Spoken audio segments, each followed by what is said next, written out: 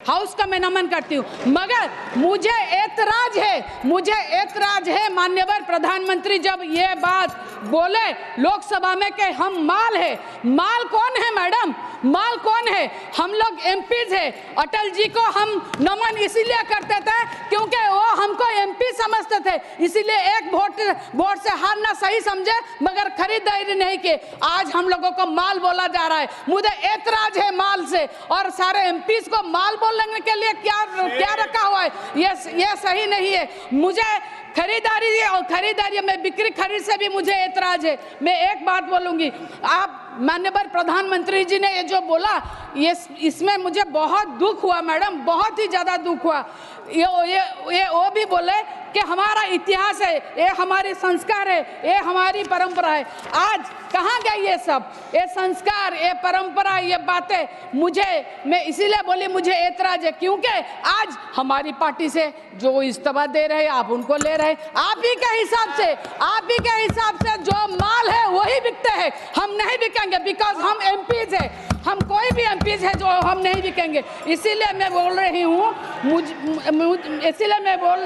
मुझे ये जो बात बोला गया है लोकसभा में इसको नहीं है। मैं कह रहा हूं चीन छीन देश का गुलाब ले गया।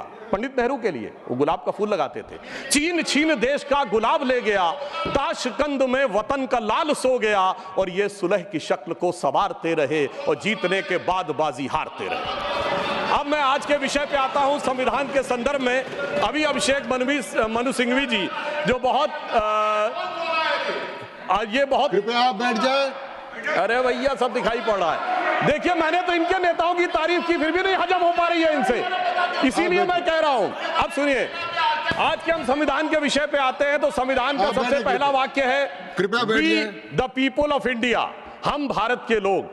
सभापति महोदय, अगर हम लोग और भारत इन तीन शब्दों का अर्थ समझ लें तो संविधान निर्माताओं का मूल भाव समझा जा सकता है, मगर अफसोस सर्वाधिक भ्रम इसी विषय को लेकर किया जाता है। अभी अभिषेक मनु सिंघवी जी ने बोला और कई वक्ताओं ने बोला कि ये बात का आशंका थी कि हम सरवाइव करेंगे कि नहीं डेमोक्रेसी में, मगर हम सरवाइव करने वाली बात नहीं। मैं आज के समय में अपने विपक्षी दलों से कहता हूं, पूरे ईस्टर्न हेमिस्फीयर में उठा के देखिए, बड़े देशों में sustainable absolute and vibrant democracy सिर्फ भारत है, और जापान और ऑस्ट्रेलिया तो कॉन्स्टिट्यूशनल मोनार्की हैं। तो पूरे पूर्वी गोलार्ध में यदि देखा जाए तो absolute democracy, vibrant democracy, consistent democracy सिर्फ भारत है।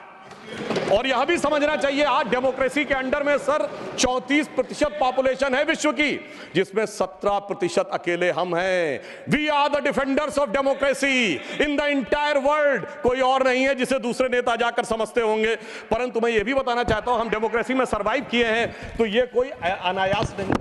कॉन्स्टिट्यूएंट असेंबली की डिबेट में डॉक्टर राधाकृष्णन ने कहा था, मैं कोट करता हूं, कि गणतांत्रिक व्यवस्था इस देश के लिए कोई नया प्रयोग नहीं है, यह इतिहास के आरंभ काल से भारत की व्यवस्था में थी।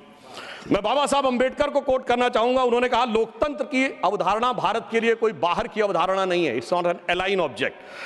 यह कोई अपरिचित चीज नहीं है, प्राचीन काल से भारत की व्यवस्थाओं में निहित थी। और उन्होंने बौद्ध संघों का उल्लेख किया।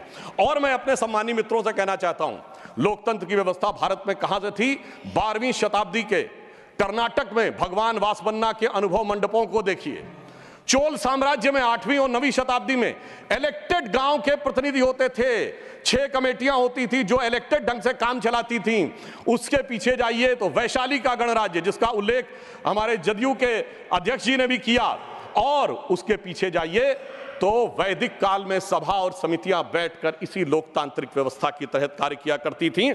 तो बाबा साहब अंबेडकर जो ड्राफ्टिंग कमेटी के चेयरमैन थे, अगर उन्होंने इन सारी परंपराओं के चित्र उसमें रखे हैं, इसका अर्थ हुआ कि भारत की डेमोक्रेसी मूल रूप में वहां से आती है। वैसे मैं एक और चीज कोट कर दूं, भारत रत्न पूर्व राष्ट्रपति डॉक्टर प्रणब मुखर्जी जी ने भी जून 2018 में आरएसएस हेडक्वार्टर पे अपने भाषण में कहा था कि भारत ही लोकतंत्र का मूल है और वैशाली का गणराज्य विश्व का पहला गणराज्य था। अब मैं खत्म, bye bye, tata, good bye, गया।